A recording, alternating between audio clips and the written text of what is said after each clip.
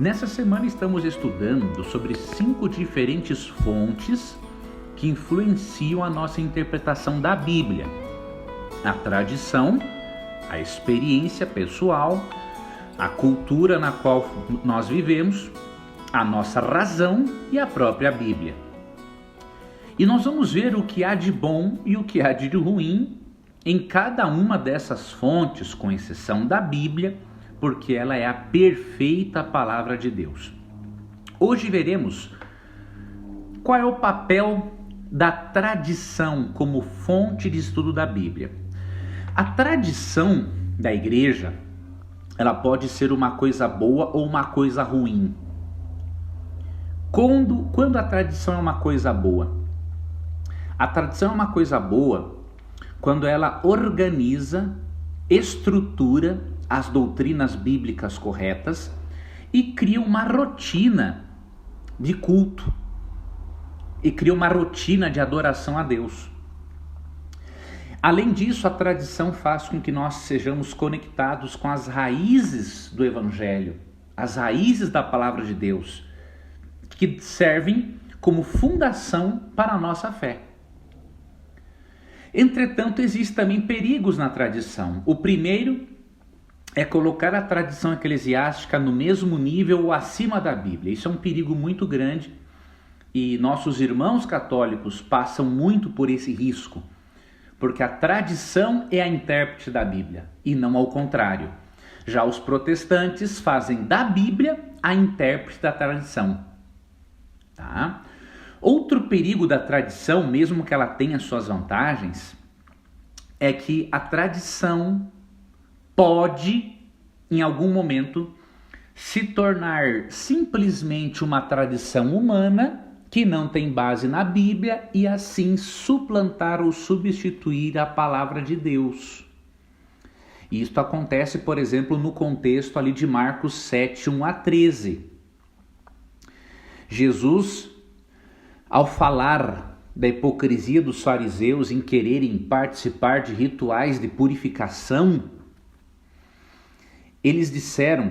Jesus disse que eles estavam rejeitando o mandamento de Deus por causa da tradição deles. E como? Vou ler aqui para você o que está em Marcos 7, 8 em diante. Negligenciando o mandamento de Deus, guardais a tradição dos homens? E disse-lhes ainda: jeitosamente rejeitais o preceito de Deus para guardardes a vossa própria tradição. Pois Moisés disse: honra teu pai e tua mãe. Vós, porém, dizeis: se um homem disser a seu pai ou a sua mãe, aquilo que poderias aproveitar de mim é corbã, isto é, oferta ao Senhor, então o dispensais de fazer qualquer coisa em favor do seu pai e de sua mãe, invalidando a palavra de Deus pela vossa tradição que vós mesmos transmitisseis, e fazeis muitas outras coisas semelhantes.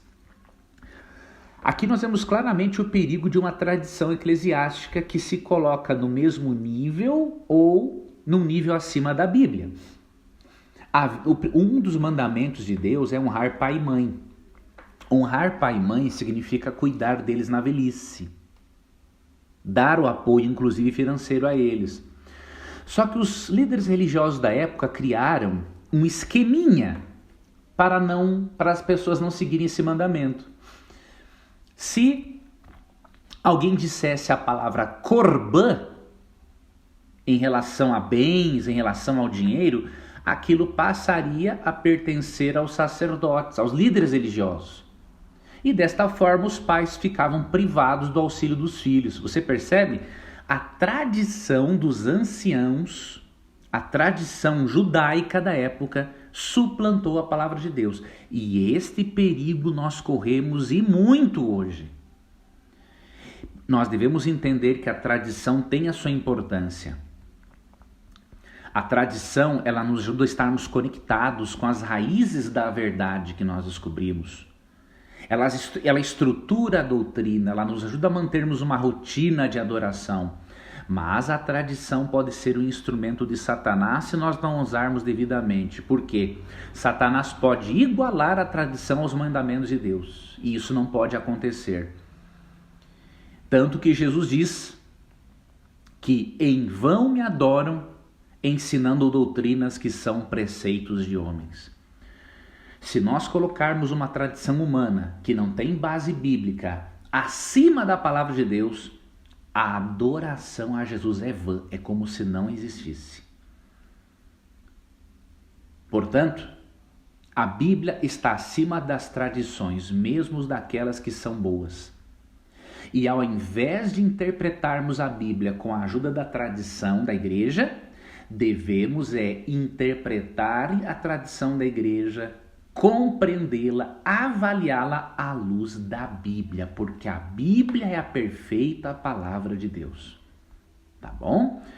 Amanhã vamos estudar sobre o papel da experiência pessoal na interpretação do texto bíblico. E eu gostaria que você não perdesse também o estudo de amanhã. Um forte abraço e até lá.